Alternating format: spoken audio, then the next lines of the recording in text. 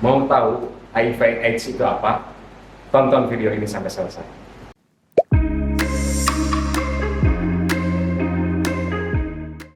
Assalamualaikum warahmatullahi wabarakatuh. Kembali lagi bersama Bapak Nugraha Kusuma di pembelajaran PJOK.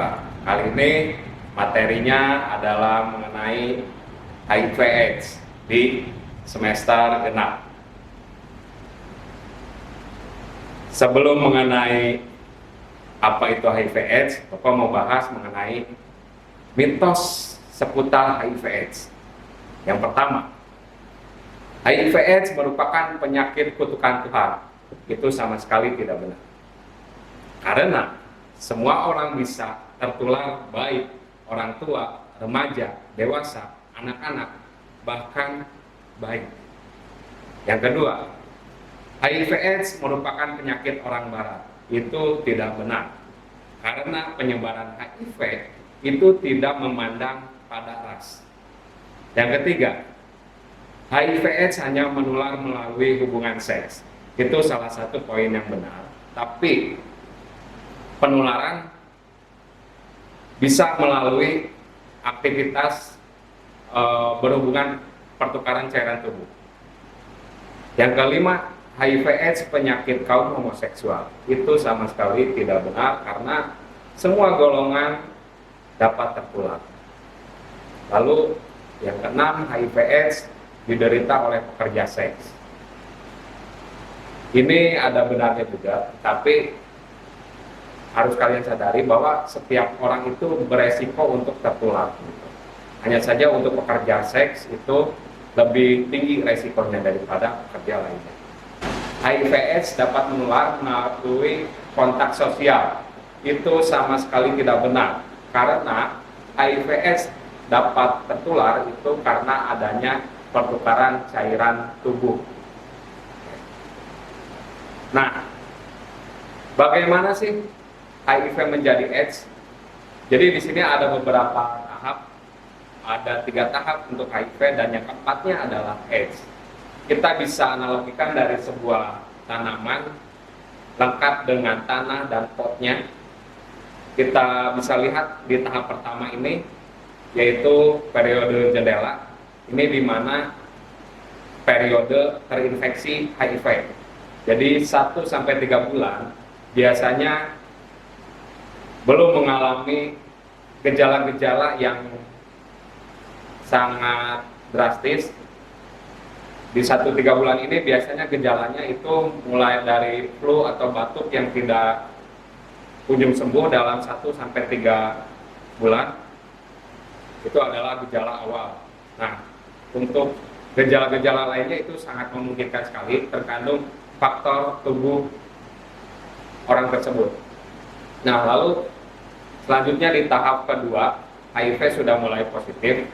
Di sini rata-rata rentangnya 5-10 tahun itu akan muncul gejala yang lebih dari tahap 1. Semakin banyak yang terasa, semakin merasa kalau ada virus yang lain seperti flu, batuk atau yang lainnya itu mudah banget terserang, jadi mudah sakit. Nah, lanjut di tahap ketiga, yaitu tahap terakhir di HIV. Ini biasanya penyakitnya lebih parah dari tahap 2 dan sangat rentan sekali terhadap penyakit-penyakit yang menyerang tubuh. Bisa dilihat dari gambar tanaman ini sudah mulai layu, sudah mulai tidak berwarna hijau lagi untuk daunnya. Nah, terakhir adalah tahap 4, yaitu AIDS. Ini kondisi yang dimana benar-benar sangat kronis sekali. Kondisi ini sangat berat sekali. Berat di sini adalah orang tersebut kesulitan untuk sehat kembali. Dan ya, kalian bisa lihat di sini gambarnya sudah susah untuk sehat seperti awal lagi. Nah, kita lanjut. kepenularan HIV/AIDS. Pesan dari Bapak, hindari faktor resikonya, jangan kucilkan penderitanya. Penularan HIV dapat melalui hubungan seksual dengan pasangan yang terinfeksi HIV tanpa perlindungan atau menggunakan kondom. Dan yang kedua, pemakaian jarum suntik bebas pakai yang sudah tercemar HIV. Yang ketiga, transfusi darah atau produk darah yang sudah tercemar HIV. Dan yang keempat, penularan dari ibu yang baru melahirkan dan terdeteksi HIV lalu menyusui kepada anaknya. Lalu kira-kira apa aja sih yang tidak akan terjadi dalam penularan HIV? Hidup serumah itu tidak akan tertular tentunya.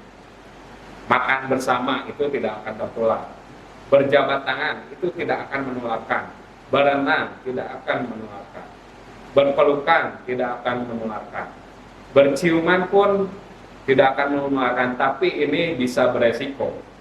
Kalau seandainya suami istri ini sedang mengalami sariawan dan salah satunya terinfeksi HIV, itu bisa jadi yang tadinya pasangannya tidak terkena HIV itu bisa terkena HIV karena ada lupasan dari mulut saat sariawan, lalu gigitan nyamuk. Ya, ini tambahan saja dari penularan. Pesan lagi dari Bapak sekali lagi, hindari penyakitnya, bukan orangnya. Peralatan tato itu dapat menularkan HIV, bahkan tintanya pun sekaligus. Dan satu lagi yang tidak dapat menular yaitu adalah duduk di toilet umum atau di kloset WC umum, itu tidak akan menularkan. Jadi kesimpulannya HIV ini tertular karena adanya pertukaran cairan, apalagi adanya pertukaran darah itu sangat cepat sekali, gitu ya. Jadi meskipun ada seorang penderita HIV, kalaupun keringatnya nempel dengan kita, itu tidak akan tertular. Oke. Lanjut, ini ada video yang dapat kalian simak, silakan ditonton video. Infeksi HIV kini menjadi perbincangan gara-garanya ratusan mahasiswa di Bandung, Jawa Barat ditemukan positif terinfeksi HIV. Gejala awal infeksi HIV menimbulkan gejala yang mirip seperti flu. Lantas bagaimana cara membedakannya? Berikut adalah beda gejala awal HIV dengan flu. Yang pertama adalah sakit tenggorokan. Pada flu, sakit tenggorokan akan disertai kemerahan dan pembengkakan di area tenggorokan. Sementara pada HIV, rasa nyeri akan dibarengi dengan pembesaran tonsil tanpa kemerahan serta munculnya bercak putih. Yang kedua, pembengkakan kelenjar getah bening. Kasus flu umumnya tak memicu pembengkakan kelenjar getah bening, sementara pada HIV terjadi pembengkakan yang biasanya muncul pada area leher dan area ketiak. Yang ketiga adalah penurunan berat badan. Penurunan nafsu makan tampaknya lebih signifikan terjadi pada kasus HIV. Pada kasus HIV, penurunan nafsu makan dapat disertai penurunan berat badan secara tiba-tiba. Demikian adalah beda gejala awal HIV dan flu yang perlu diketahui. Share video ini ya untuk menebar manfaat. Keep your life and keep your healthy. Oke, baik, terima kasih. Itu video dan materi hari ini mengenai HIV/AIDS. Kurang dan lebihnya nanti akan Bapak bahas secara langsung di kelas bersama kalian. Terima kasih untuk pembelajaran melalui video kali ini. Bapak pamit undur diri. Assalamualaikum warahmatullahi wabarakatuh.